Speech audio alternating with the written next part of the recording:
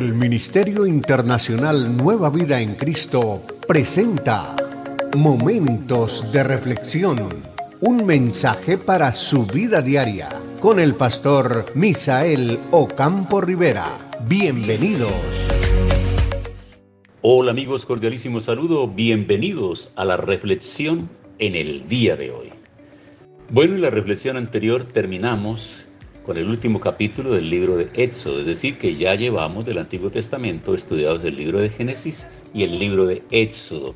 El tercer libro es Levítico, pero aquí la dinámica de estudio va a ser diferente. No lo vamos a trabajar capítulo por capítulo, sino vamos a hacer un estudio a través de lecciones. Entonces, arrancamos hoy con la lección número 1. Y en esta lección vamos a hablar del fondo histórico y del propósito de este libro de Levítico. Levítico era el primer libro que los niños judíos estudiaban en la sinagoga, pero en la iglesia de hoy es propenso a ser la última parte de la Biblia que nadie mira en serio.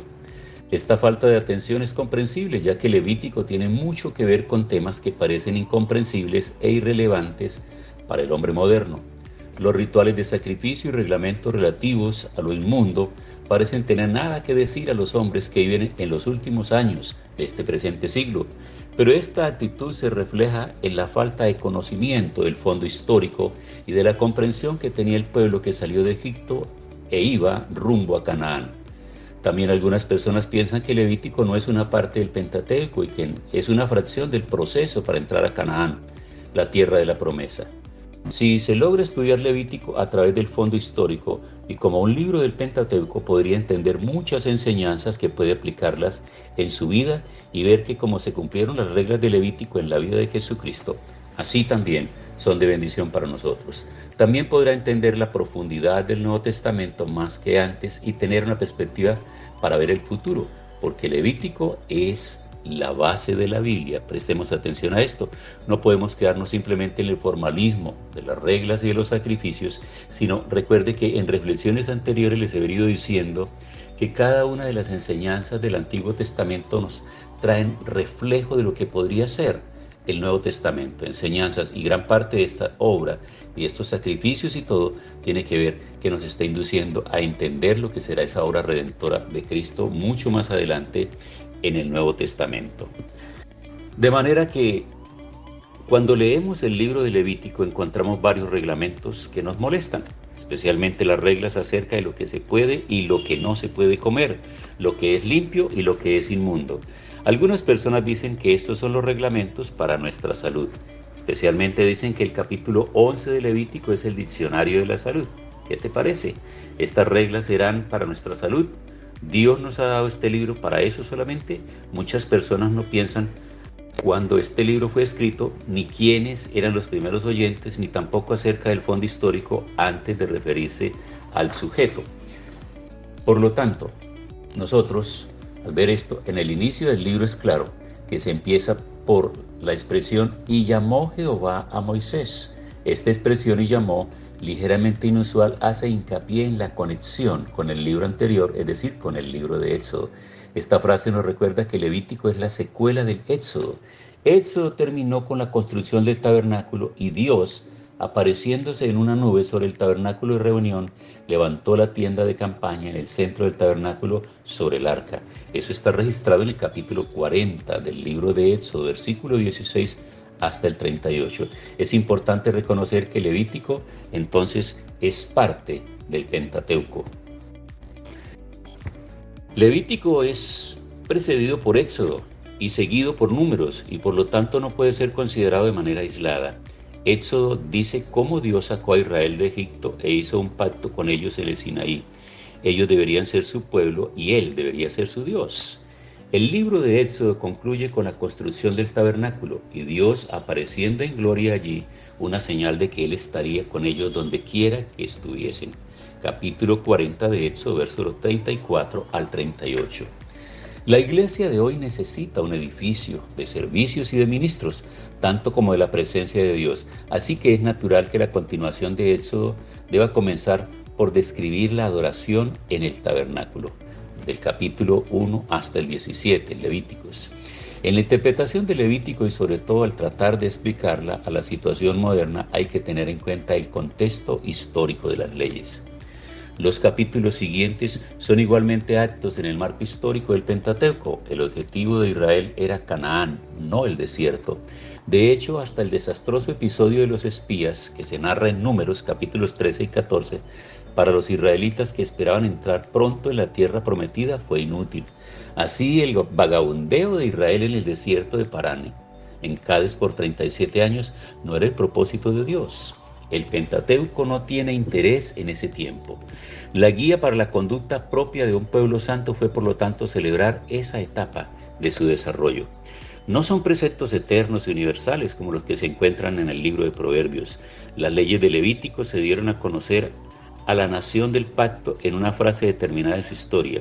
El lugar central del Pentateuco es el desierto de Sinaí y el tiempo central del Pentateuco es casi un año y 2 meses en el desierto hacia Canaán. Las leyes fueron diseñadas para moldear a Israel en un pueblo santo, en un entorno histórico donde había sido un esclavo en Egipto y tuvo el llamamiento hacia la tierra de Canaán. Entonces, por eso tenemos nosotros que prestarle atención a cada una de estas leyes que se van a presentar ahora en el libro de Levítico para entender realmente cuáles de ellas tenían una aplicación estricta en su momento y en su lugar para el pueblo de Israel y no tienen nada que ver con la iglesia o con el pueblo de Dios del tiempo presente. Cuando leemos Levítico encontramos varias reglas sobre la comida que nos confunden. Algunos dicen que estas son reglas para nuestra salud, pero ¿cuáles personas vivían más en el Antiguo Testamento, antes de recibir las reglas o después, según el libro de Génesis? En Babilonia, el motivo por que Daniel y sus 3 amigos no comían la comida que el rey ofrecía era porque la ley lo había prohibido. Era para no seguir la costumbre incrédula y a la ética corrompida cuando comían con los gentiles idólatras. Si el creyente está junto a la mesa de comedor con el incrédulo, esto significa que él acepta la costumbre incrédula. El propósito de la ley de comer era separar al pueblo santo del pueblo pagano. Eso lo registra Levíticos en el capítulo 11, versos 44 y 45. Y el profeta Isaías en el capítulo 65 y versículo 4, el capítulo 66, versículos 3 y 17, se cuenta una historia de la casa de Israel celebrada la ceremonia de adorar a los difuntos entre la tumba en la noche y tomaba la sopa hecha con la carne de cerdo y los animales inmundos.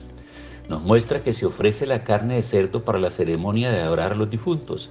Así, el texto no nos dice que estos animales son inmundos porque tenían un papel en el ritual misterioso. R. Harrison piensa que las reglas de comer son para salud del pueblo, pero este pensamiento es una acción que niega la continuidad del Pentateuco y no presta atención al trasfondo temporal. Ellos recibieron la ley de comer cuando estaban en el desierto de Sinaí antes de salir hacia Cádiz, o sea, después de la dedicación del tabernáculo. La palabra llegó antes de dar el primer paso hacia el proceso práctico de salir de Egipto hacia la tierra prometida de Canaán. Desde el diluvio de Noé hasta que la regla de comer fue constituida, la gente comió las comidas que eran inmundas, pero ellos no se convirtieron en inmundos. Dios no les dijo que eran inmundos. Antes de entrar a Canaán, desde el Sinaí, Dios les dio estas reglas y dijo que cuando comieran esta comida, que Él les dijo que era inmunda, ellos serían inmundos. Entonces, veamos ahora un caso del libro del Nuevo Testamento, del libro de Hechos. ¿Cómo pensó Pedro de las comidas inmundas? En el capítulo 10 del libro de Hechos, del verso 9 al 15, se registra una historia muy interesante, que es una visión que tiene el apóstol Pedro mientras está en la casa esperando en un momento que le preparen los alimentos. Y él tiene una visión ahí. Además, el mayor obstáculo de la teoría de higiene es que el Nuevo Testamento ha eliminado todo el discernimiento de lo que es lo limpio o lo inmundo. Estos cambios se basan en la enseñanza de Jesucristo y de los apóstoles. Recordemos también nosotros que en ese concilio, primer concilio que se hace en Jerusalén, cuando los judíos tradicionales que querían continuar con las enseñanzas del antiguo pacto, querían imponer todas estas costumbres de higiene, de salud y de alimentos, entonces hubo ahí como una especie de discusión, pero hay un momento cuando se levanta Santiago y da una palabra que es clara, y luego se concluye que pareció bien a todos los que estaban reunidos, a los apóstoles y al Espíritu Santo, no imponer mayores cargas a la gente que estaba entrando ahora a entender el mensaje del Evangelio del Nuevo Testamento y del Nuevo Pacto. decir que a ellos no se les iba a incomodar acerca de alimentos, no se les iba a incomodar acerca de todas esas reglas de prohibiciones que hubo en el Antiguo Testamento. Nos muestra Pedro que había guardado una ley que tiene como base el capítulo 11 de Levítico. O sea que cuando él tiene esa visión, cuando escucha la voz que le dice a Pedro, levántate, mata y come, él dice que rehusó eso porque dijo, no puedo comer, yo no he comido nada inmundo, nada de esos animales inmundos ha entrado en mi boca. Porque la visión lo que pretendía era mostrar que ahora este mensaje del reino de Dios era para todas las naciones y para todos los pueblos. Por lo tanto, él cuando tiene la visión y ve que hay diferentes animales y entre esos están los que fueron descalificados en el Antiguo Testamento y fueron reconocidos como animales inmundos y que por lo tanto no debían entrar en la dieta, entonces Pedro tiene esa mentalidad y ahora no quiere hacerlo, pero él está recibiendo ahora esto, él lo está teniendo en cuenta y Pedro pensó en estas comidas inmundas igual como pensaba de los paganos. Así nos muestra cómo el pueblo de Israel recibió la comida inmunda en aquellos días. El pueblo de Israel se unió en solidaridad con las leyes de la mesa y del mismo tipo de las comidas cotidianas que se estipularon en lo limpio. Éxodo capítulo 19, versículo 5. Estas leyes separaron al pueblo de Israel de las naciones paganas que adoraban a los ídolos y también formaron su identidad étnica. Así el pensamiento de Pedro, que las comidas inmundas eran igual que los gentiles y paganos, tiene mucha razón en su momento. Bueno amigos, entonces nuestra lección del día de hoy queda aquí. Vamos a orar y mañana continuaremos avanzando en nuestra primera lección que se está mostrando muy interesante acerca de los comentarios que se hacen sobre el contenido del libro de Levítico. Señor, muchas gracias por darnos ilustración, iluminación, por permitirnos acercarnos a este libro de Levítico que para muchas personas no tiene un sentido muy claro para el tiempo presente, pero que de fondo hay una enseñanza importante que nosotros podemos aprender. Gracias en el nombre de Jesús. Amén. Hemos disfrutado de un gran momento de reflexión con el pastor Misael Ocampo Rivera. Un mensaje lleno de amor, esperanza y felicidad para tu vida. Los invitamos a compartir este mensaje con sus amistades y en sus redes sociales. Búsquenos en YouTube y Facebook como Ministerio Internacional Nueva Vida en Cristo y en Instagram como @MinInternacional Nueva Vida. Momentos de reflexión.